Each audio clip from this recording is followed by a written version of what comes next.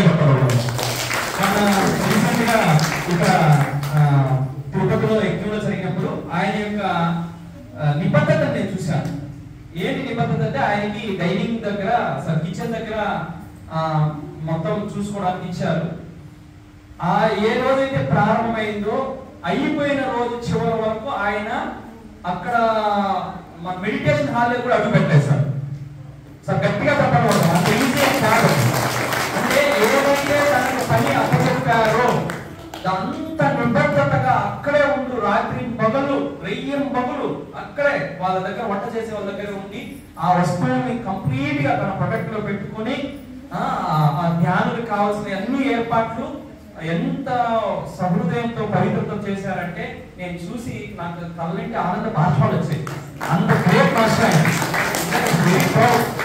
అటువంటి మాస్టర్లు ఉండబట్టే మన పిరమిడ్ స్పిరిచువల్ సొసైటీ మూవ్మెంట్ కొన్ని వేల మంది లక్షల మంది వెళ్ళినా మనకి ఎలాంటి ఇబ్బంది లేకుండా మనకి ఏర్పాటు జరుగుతుంది. అటువంటి పెద్ద మాసాలు సృష్టించిన మన బ్రహ్మర్షి పితామహ పత్రిజీ గారు అంతేకాకుండా మొత్తం యావత్ పిరమిడ్ మూవ్మెంట్ లో ఒక్కొక్కరికి ఒక పని చెప్పారు పత్రిజీ సార్.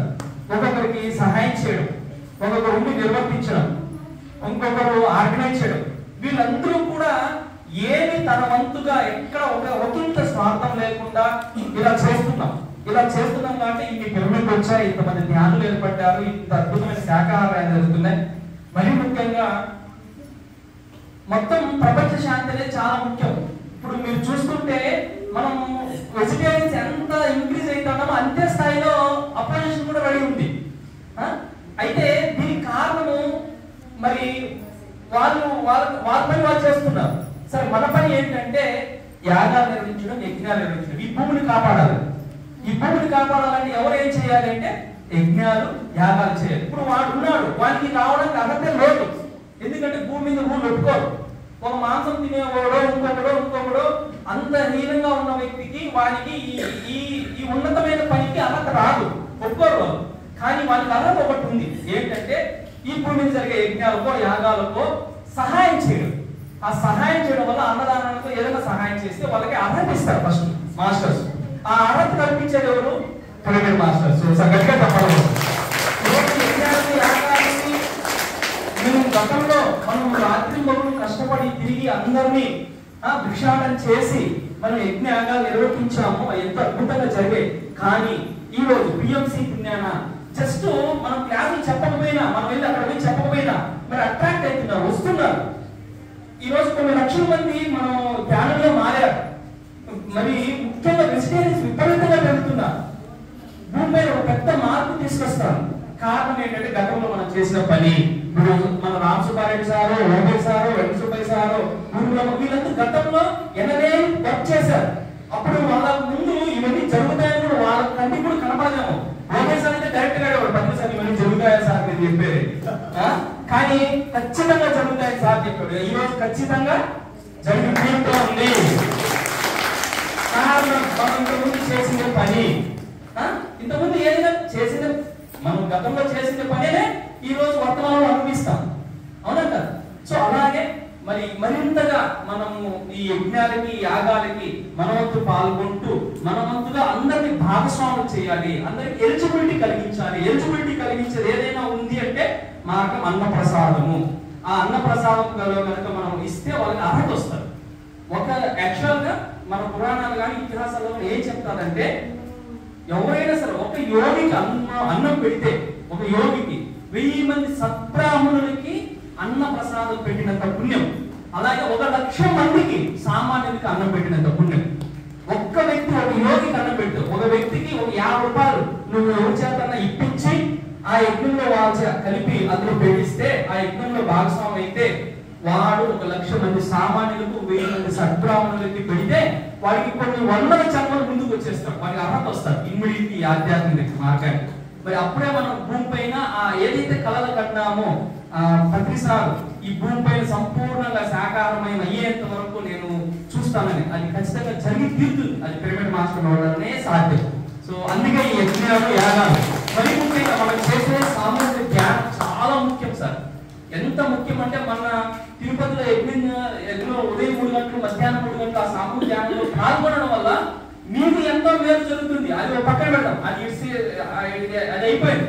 ఇప్పుడు ఒక జ్ఞాని ఒక మాస్టర్ తర్వాత ఎవరు తన గురించి తాను ఆలోచించుకోడు, ఎప్పుడు లోక కళ్యాణం గురించే చూస్తారు. వాస్తవంగా ఎన్నో ప్రదేశాల్లో ఈ రోజు జరిగే ఎన్నో విపత్తులకి ఏదైనా ఆపుతోంది అంటే పిరమిడ్ స్పిరిచువల్ సొసైటీ చేసిన ధ్యానం వల్లనే. అది మనం గర్వకారణంగా చెప్పుకోవచ్చు. అది ఎవరు కనపడుతుందంటే మూడవ కంటికి ఉండేవాడు కనపడదు. భౌతికంగా మనం ఎక్కడ ప్రమాణాలు వేసి చూపించు, నా వల్లనే ఇది ఆగింది. సో అంత గొప్పది మన ధ్యాన యాగం కానీ ధ్యాన మహాయాగం కానీ. ప్రతి ఒక్కరూ మరి కడతాలో జరిగే ధ్యాన మహాయాగానికి తప్పనిసరిగా వెళ్ళాలి, ఆ యాగానికి కావాల్సిన సహాయ సహకారాలు అందించారు.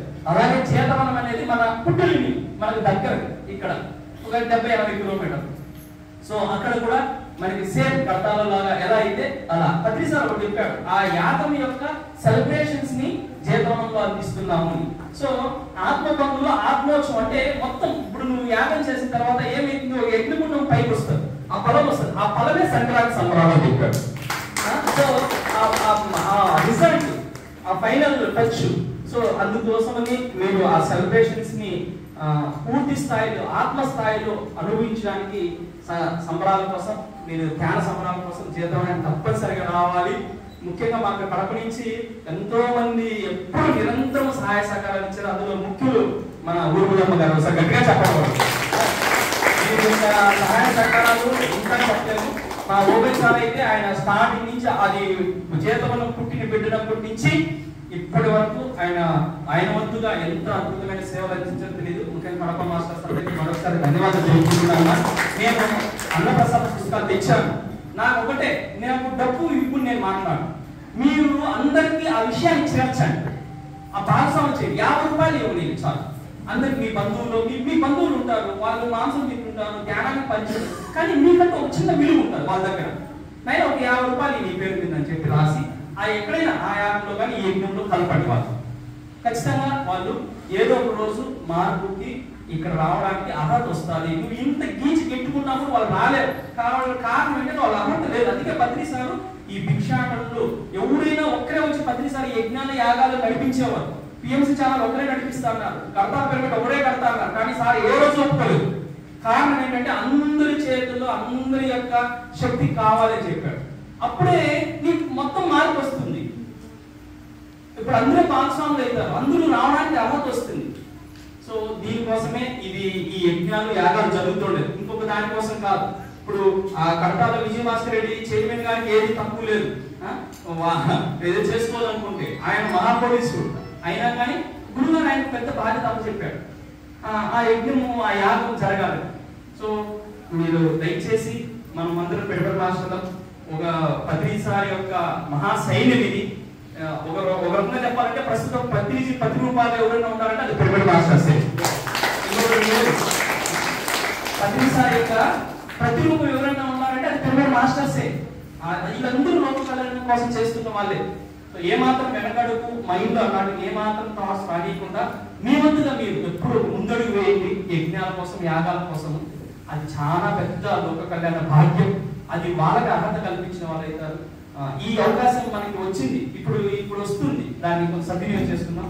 నాకు ఈ అవకాశం ఇచ్చిన మీ అందరికీ శతకోటి ప్రణామాలు తెలుపుకుంటూ, so thank you very much master. Thank you.